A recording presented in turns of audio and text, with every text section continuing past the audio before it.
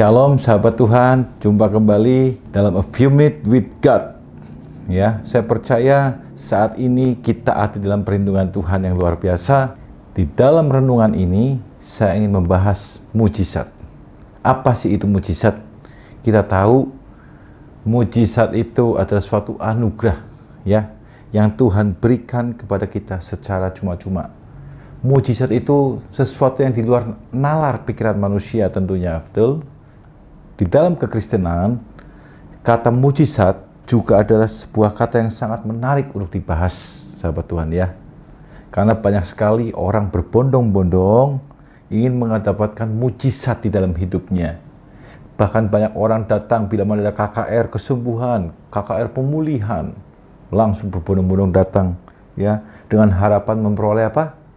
Mujizat. Disembuhkan dari sakit penyakitnya, diberkati dan dipulihkan dalam rumah tangganya, ekonominya. Semua itu tidak ada yang salah. Bahkan saya pun mengharapkan hidup saya penuh juga dengan mujizat, saudara-saudara. Tetapi juga tidak sedikit orang yang menganggap remeh mujizat. Kenapa? Karena orang itu mungkin terkadang begini, selalu menunggu dalam pergumulannya, tapi tidak mendapatkan sesuatu yang dia inginkan. Akhirnya dia putus asa dan menganggap bahwa apa sih itu mujizat? Tidak ada kata-kata mujizat. Yang penting kita bekerja, kita berusaha, pasti kita dapat sesuatu yang kita inginkan. Betul? Itulah orang-orang yang tidak memahami apa arti mujizat. Di dalam mengikut Kristus, ini yang harus kita ingat Bapak Ibu semua. Kita harus memiliki motivasi yang benar. Jangan sampai kita mencari Tuhan semata-mata mendapatkan hanya mujizatnya saja. Ya, mari kita buka ayat yang Tuhan tegur kepada bangsa Yahudi waktu itu di dalam Yohanes 6 ayat 26. Yesus menjawab mereka, "Aku berkata kepadamu, sesungguhnya kamu mencari Aku bukan karena kamu telah melihat tanda-tanda, melainkan karena kamu telah makan roti itu dan kamu kenyang." Tuh. Ya, jadi banyak orang yang ikut dalam Tuhan mempunyai motivasi yang salah. Ataupun mungkin saat ini bila mana saudara tidak mengerti, akan saya luruskan ya, bahwa bila mana kita mengikut Tuhan, kita harus punya motivasi yang benar di dalam mengikut Tuhan. Memang betul, mujizat adalah harapan dari kita semua. Tapi yang terpenting untuk mengikut Kristus, jangan sampai kita mempunyai motivasi yang salah. Jangan sampai kita mengikut Kristus itu hanya ingin berkatnya, ya, ingin berkatnya, ingin sesuatu mujizatnya. Tetapi kalau kita tidak mendapatkan apa yang kita inginkan, maka kita akan putus asa. Dan sehingga kita jauh daripada Tuhan akhirnya.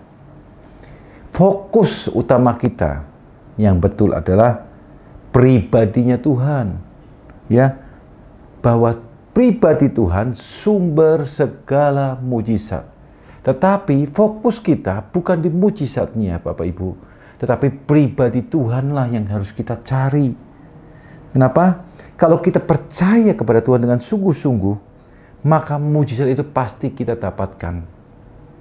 Saya percaya kok, Bapak Ibu yang mendengar ini, saya yakin di dalam kehidupan kita, anak-anak Tuhan, pasti kita telah merasakan mujizat.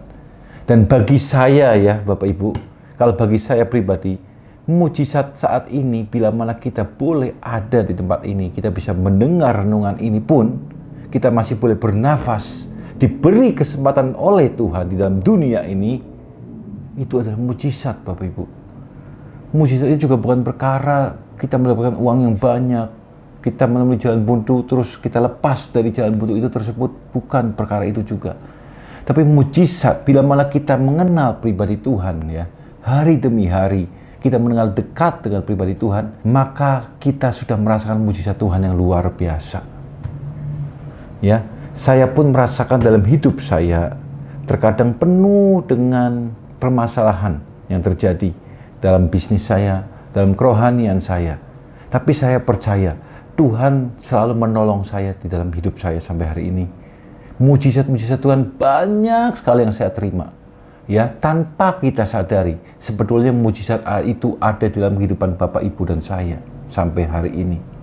Percayalah, jangan fokus kita mengikut Tuhan kepada mujizat Tuhan, tapi pribadinya yang mendatangkan mujizat. Itu yang harus kita cari, Bapak Ibu. Kita akan menerima paket yang komplit. Contohnya apa? Keselamatan tentunya yang Tuhan janjikan kepada kita, ya. Dan berikut mujizat-mujizat yang Tuhan berikan dalam hidup kita. Perlindungan Tuhan setiap hari dalam hidup kita. Itu akan kita terima menjadi bagian di dalam kehidupan kita, Bapak Ibu. Di dalam Lukas 18 ayat 27, kata Yesus, apa yang tidak mungkin bagi manusia, mungkin bagi Allah. Jadi sekali lagi Bapak Ibu, saya mengingatkan kepada Bapak Ibu semua, saudara sekalian, jangan fokus kepada mujizat Tuhan, tapi fokuslah pada pribadi Tuhan yang mendatangkan mujizat. Oke, terima kasih. Shalom. Saya Samuel Effendi. Kiranya Tuhan memberkati kita semua. Haleluya. Amin.